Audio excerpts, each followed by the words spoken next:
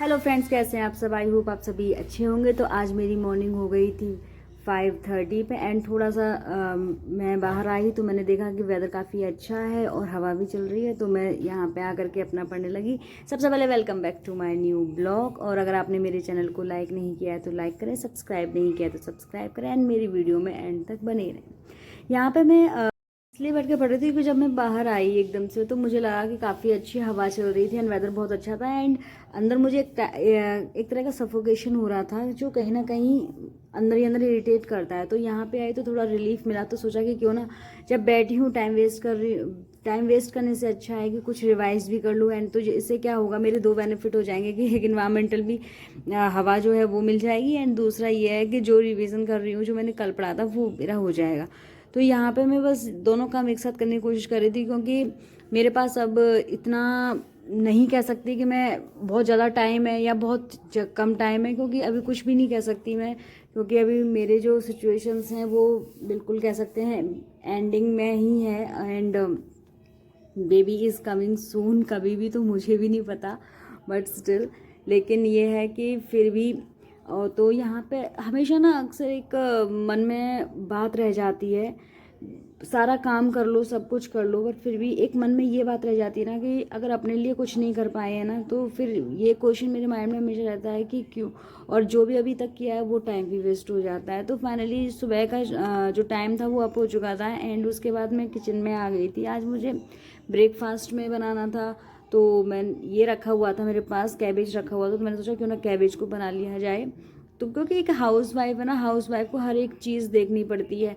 हम चाहे कितना भी डिनाई कर लें या चाहे हम कितना भी ज़्यादा अपने आप को गृहस्थी या घर से दूर डिस्टेंस में रख लें, पर वो नहीं हो पाता है। एंड इवन अगर बात करूँ एक रियलिटी की, चाहे फीमेल कितनी भी जॉब कर ले हो कितनी भी कर ले, बट वो एक मेल की तरह अपने घर से बिल्कुल फ्री ऑफ नहीं हो सकती, क्योंकि कहीं ना कहीं बहुत सारे इश्यूज, सारी रिस्पॉन्सिबिलिटीज सब कुछ एक फ़ीमेल के ऊपर होती हैं। तो कहीं ना कहीं बहुत ज़्यादा प्रेशर रहता है। तो मुझे नहीं लगता कि इस लाइफ में फ्री अप होने का कभी टाइम है, इसलिए जैसी ज़िंदगी है जो है बस अपना जी लो।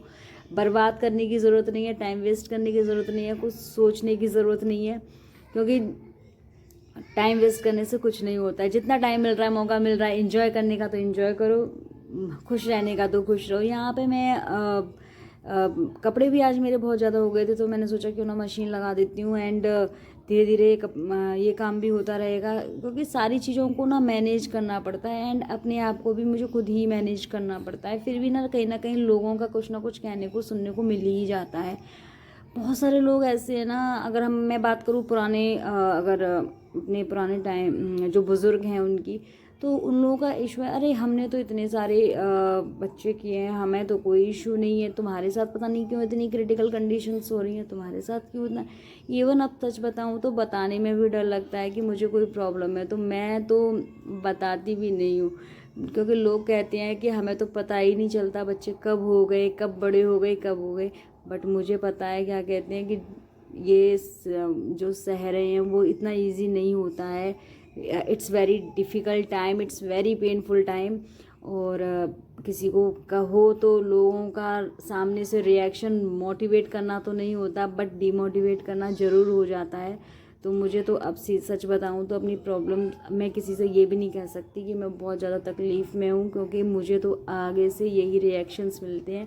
किस किस के साथ ऐसा हुआ होगा प्लीज़ आप मुझे कमेंट करके ज़रूर बताएं। मुझे लगता है कि शायद हो सकता है कि अकेले ये सीन मेरे साथ ही हो रहा है या फिर और भी लोग हैं, या लोगों की मेंटेलिटी या सोसाइटी की मेंटेलिटी ही यही है कि जैसा भी हो जो भी हो सिचुएशन लोगों को बोलना ही होता है।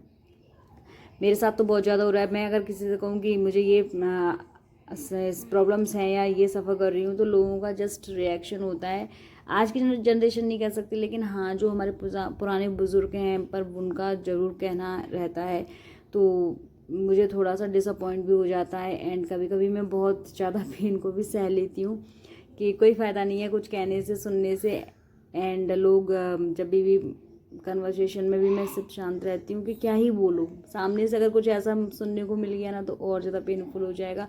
तो बस मैं अपने काम पे ध्यान देती हूँ एंड जो भी प्रॉब्लम्स हैं उन पर बस फोकस करती हूँ। और अगर आपने मेरे चैनल को लाइक नहीं किया तो सबसे पहले मेरे चैनल को लाइक कर लें, सब्सक्राइब कर लें और मेरी वीडियो में एंड तक बने रहें और अपनी सारी जो भी डिसीजंस हैं या अपने जो भी क्वेरीज हैं आप मुझे शेयर कर सकते हैं। तब तक के लिए थैंक यू।